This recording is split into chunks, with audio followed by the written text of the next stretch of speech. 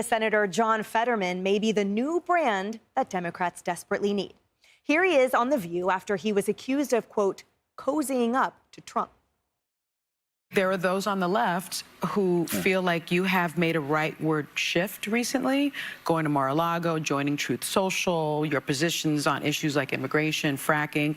What do you say to those who are now, in a sense, questioning your commitment to the Democratic Party? That's just happened not to be true.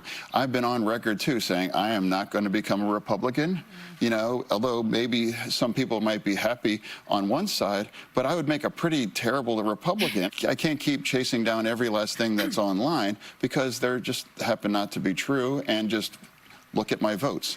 Look at the things that I haven't changed in a way.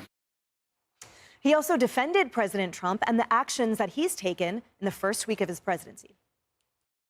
He's been doing essentially what he actually campaigned on early on, immediately after the election. I was like, hey, you know, we have a choice. You know, we can freak out and follow every other thing around, you know, like a cat, you know, with a laser, you know, after he won. But I'm not that guy. I'm not going to be that Democrat. You know, for me, there's things I'm going to agree with, I'm going to disagree with, but I'm in the business of finding wins for Pennsylvania and for the nation, and engaging the president. I think I see that as doing my job. And well said. Cheryl, how refreshing to actually hear from someone that their allegiance is to the American people who they serve. Well, and that's Pennsylvania. Look at the steel industry, and what we're looking at is a new renaissance for the steel industry under President Donald Trump, not under President Joe Biden, to be clear. So he does know, you know, he knows his audience and he knows who put him into office. But the other thing, too, is that it is refreshing to see somebody that is so opposite of what has happened to the rest of the Democratic Party, which is they've all become a bunch of elite Hollywood-loving snobs. And that's why they've completely divorced themselves from the electorate, and that is why they lost in November. And you know, that party's in disarray.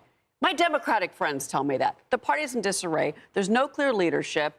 They're still trying. They're not even in denial about November. They still don't even know what to say about November because they don't have a response. But Fetterman, I think, you know, we'll see where he goes with his votes. So when are those stale questions going to dry up, Kennedy? The questions of, well, where's the allegiance to your party? Essentially, where's the rote resistance? Where's the chasing the online, you know, sort of story of the day? Yeah. When will that narrative stop? Well, I hope it stops soon, because he has to talk to his constituents and figure out why so many of them who were independents and Democrats before, why they voted Republican. And, you know, you have to be curious, especially when you are a public servant. You have to figure out, you know, what is their pain? What is their motivation? And their motivation is, gosh, I hope we can find the biggest cheerleader for the Democrat Party. That's really going to pay the rent. It doesn't. And his party is so incredibly out of touch and in shambles. And therefore, if you're going to do a deep dive and figure out why you're doing what you're doing, you have to start with the people in your home state. And I do have a lot of respect for that. I don't think he's going to be a Republican anytime soon, but I think a Pennsylvania Democrat looks a lot more like a person who's creating a coalition like President Trump is to get reelected.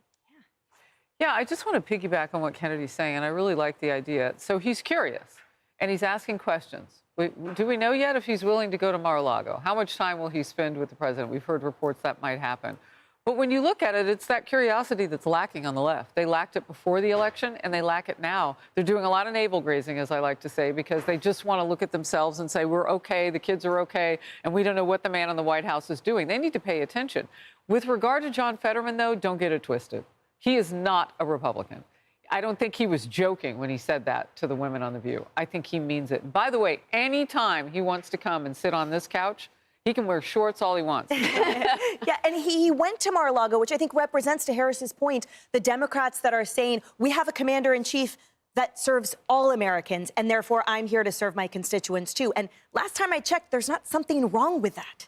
No, of course not. You know, I'm going to steal a metaphor. Gutfeld uses the metaphor of a pirate ship for the Trump administration, right? Guy even looks like a pirate. You know, you're bringing guys in that normally wouldn't be there, that are at least willing to listen. And, you know, it is analogous to a pirate ship in the fact that it's coming in and it's disrupting, right? He's changed the thing. They have the power. So, of course, he's dealing with the power that is.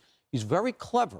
He's doing the PR in terms of, OK, I'm listening, I'm curious, et cetera. But where the rubber hits the road, he's voting Democrat. So he's having his cake and eating it, too.